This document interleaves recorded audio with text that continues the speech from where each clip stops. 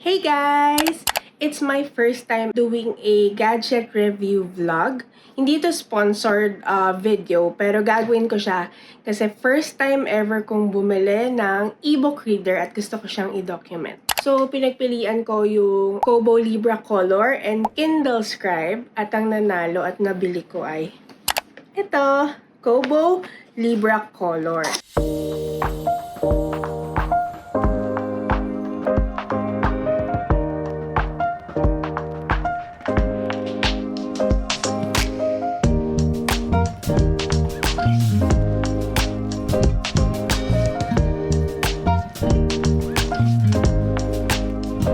Three main reasons kung bakit napili ko tong Kobo Libra Color is 1.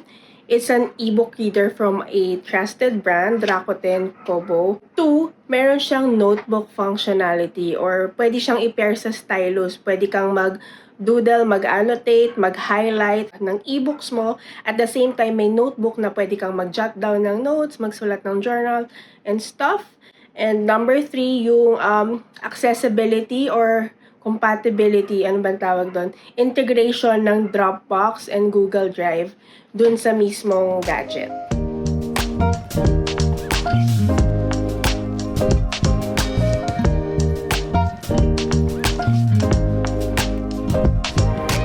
Plus points, colored siya. At the same time, maliit siya. Kaya-kaya siyang hawakan ng maliliit kong mga kamay. Fan ako ng maliit na gadget So, malaking factor sa akin to. And pwedeng color white yung unit. Dalawang color siya, white and black. So, white yung binili ko, very cutesy. Kasi yung pagka-color niya, pastel tones. So, bagay siya sa white na unit, diba? Very aesthetic. Kaya, siya talaga ang napili ko.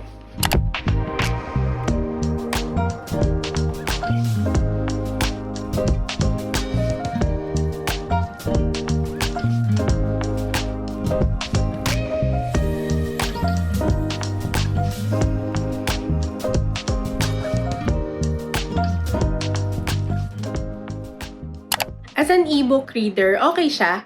Napansin ko na nagbe-blink siya every time na nagta-turn ako ng page. Pero ganun pala talaga yon pag e-ink technology. Hindi man ako techie, so hindi ko alam. So, first ebook reader ko din to. Kaya ngayon ko lang nalaman na para siyang nagbe-blink or nagbablock yung color every time nagta-turn ng page kasi nire-refresh pala niya. Tapos, meron siyang buttons dito sa unit mismo para i-turn mo yung page.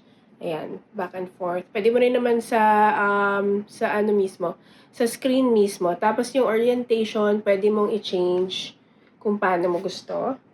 Ayan. So, gaya ng sabi ko, pwede mo siyang sulatan sa ebook. Pwede mong i-highlight, i-erase. Ayan, erase muna natin. Tapos highlight. Pwede mong baguhin yung color ng highlight mo. Pwede mo rin baguhin yung mismong, sorry, hindi ako marunong magsulat. Pwede mo rin baguhin yung mismong ballpoint pen. Kung gusto mong liitan, baguhin din yung color. Ayan. For my number 2 reason in choosing the Kobo Libra Color, mahilig kasi ako magsulat. Mas mahilig ako magsulat kaysa mag-type. So, plus point sa akin ang ebook reader na may notebook. Madali lang hanapin yung notebook dito sa My Notebook section. Tapos, may option ka to create two kinds of notebook, yung basic and then yung advanced. So, for the advanced notebook, hindi ko pa siya masyadong na-explore. Pero marami kang pwedeng gawin like insert drawing, insert diagram, mathematical equation, freeform selection. So, hindi ko pa siya masyadong naintindihan. Basta ang alam ko, pag pangit sulat mo, nagsulat ka sa advanced notebook, dinouble-click mo, ayan, mako-convert to text yung sulat mo. Pero ito pala, makikita mo sa hints and tips yung mga pwedeng gawin dito sa advanced notebook. May mga shortcuts din siya na pwede mong i-type or i-scribble, so on and so forth. So, hindi ko pa siya masyadong na-explore. Pero pupunta tayo dun sa notebook na mas gusto ko, which is yung basic notebook. So, itong basic notebook, para lang siyang notebook. Yan, kung paano yung notebook mo.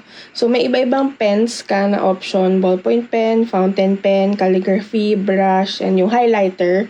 Pwede mong ibahin yung point size as well as yung color.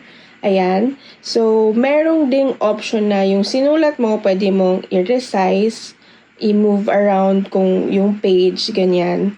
And meron ding option na yung sinulat mo is i-copy mo, ipe-paste mo, or isa-select mo kung ano yung mga sinulat mo na gusto mong i-delete. Ayan, so madali siyang i-manage. And hindi lang blank page yung pwede, yung background. May iba-ibang background dito, maraming pagpipilian. So for example, ito yung music background. Pwede kang gumawa ng sheet music dito. Kung example, composer ka, lagay tayo ng G-clef dyan, tapos yung mga notes, and of course, syempre yung mga lyrics, ayan, kung composer ka.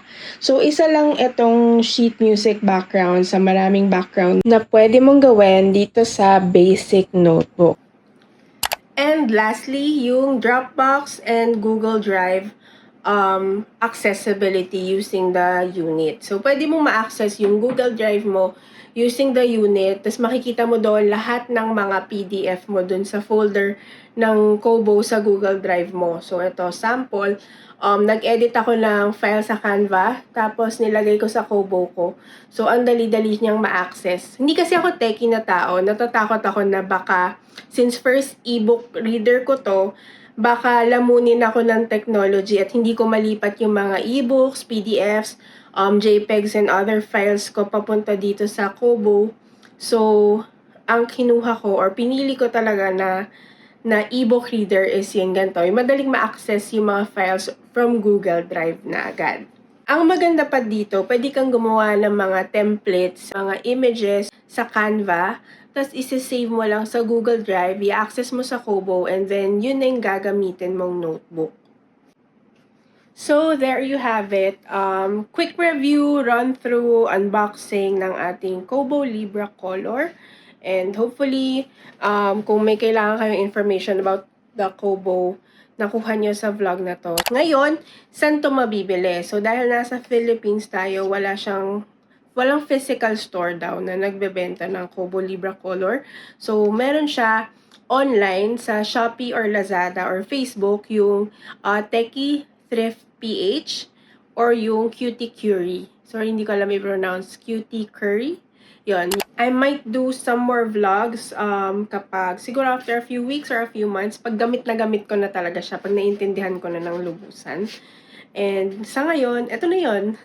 So, for myself, nababalikan tong vlog na to, papanoorin ulit sa future. Ang saya-saya ko ngayon. Kinikilig ako. Ayun, yun lang. Thanks for watching!